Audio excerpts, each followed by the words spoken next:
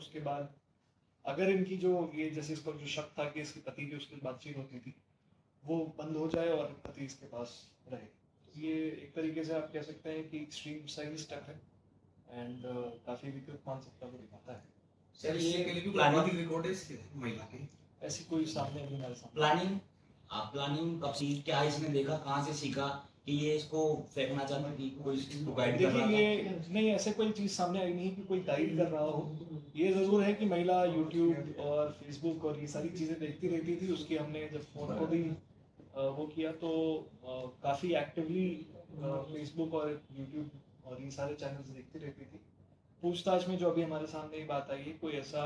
विशेष किसी से ट्रेनिंग या कुछ ऐसी गाइडेंस नहीं प्राप्त हुई, फेसबुक वीडियो। तो इस तरह से जो चीज़ें हम 10 तरह की चीज़ें देखते हैं आम समाज में, जो अखबार में चीज़ें आती हैं उसको देखते हुए कई बार लोग किसी चीज़ को अलग तरीके से परसीव कर लेते हैं और शायद कहीं ना कहीं उससे इसने बच्ची को बेड में रखने के बाद, क्योंकि काफ़ी गर्मी भी हो रही है तो उसके ऊपर से इसने जो टीवी का है वो चैनल, बच्चों को टीवी देखने बैठा दिया और उनको कमरे के अंदर बंद करके टीवी की वो वॉल्यूम बढ़ा दी और इसको बेड के अंदर डाल के वो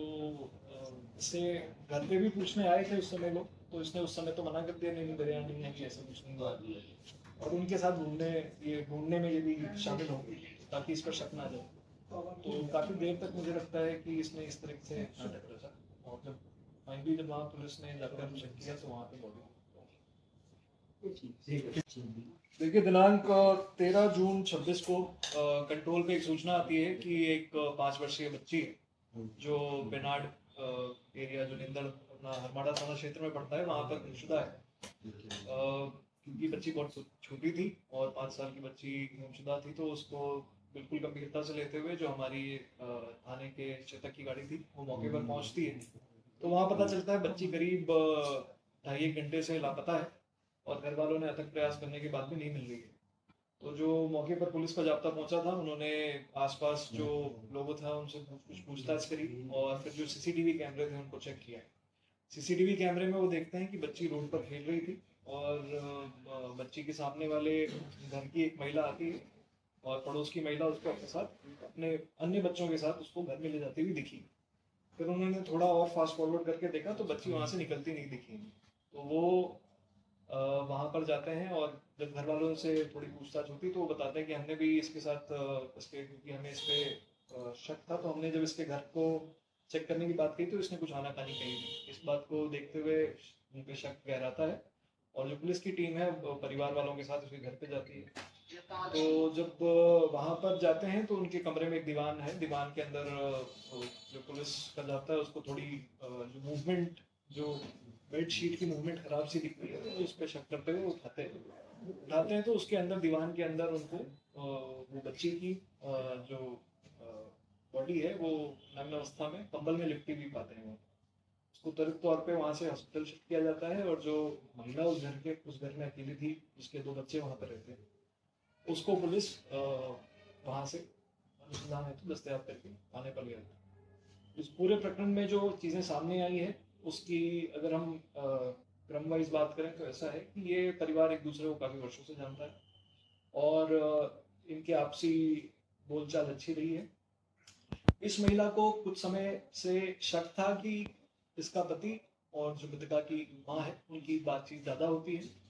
और एक चिढ़ सी इसको उस महिला से होने लग जाती है और ये शक और ये चिढ़ इतना ज़्यादा बढ़ गया कि एक समय बाद इस महिला ने ये जो एक्सट्रीम स्टेप है इसको उठाया। ये किसी ना किसी तरीके से उस जो महिला है जिस पर इसको शक था उसको परेशान देखना चाहती थी। डिप्रेशन, इसके जो वर्ड जिसने यूज़ किए थे वो ये था कि मैं उसको डिप्रेशन में देखना चाहती थी।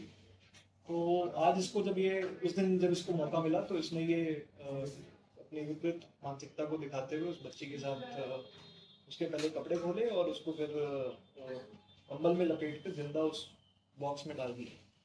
और दम घुटने से काफ़ी क्रूर तरीके से उस बच्ची की हत्या कर दी। पोस्टमार्टम रिपोर्ट में भी यही चीज़ सामने आई है। जब इस महिला से इस बारे में पूछा गया कि ये कपड़े क्यों उतारे तो इस महिला ने बताया कि इसकी योजना ये थी कि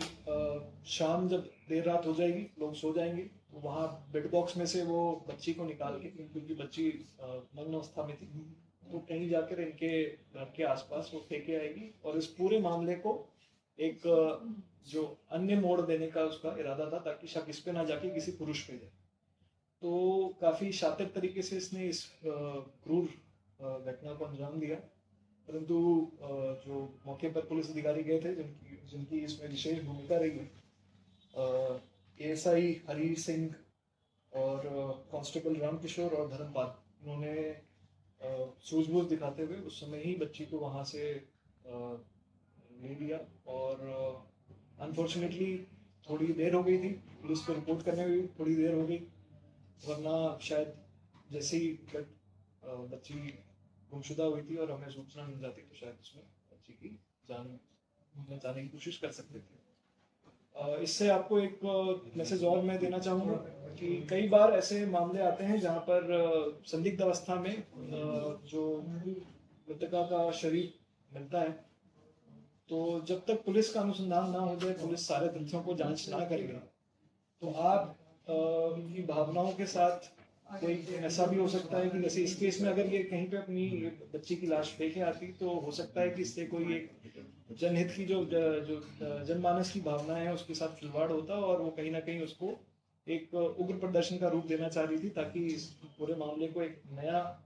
रूप देके वो खुद को बचा ले। तो कभी भी ऐसा कोई बॉडी या ऐसी कुछ स्थिति होती है तो पुलिस को अपनी जांच करने दिया करें ताकि आप भी किसी के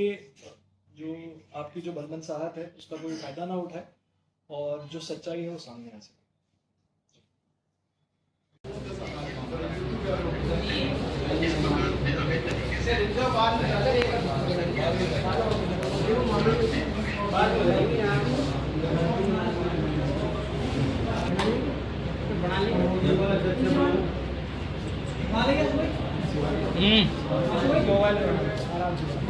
बना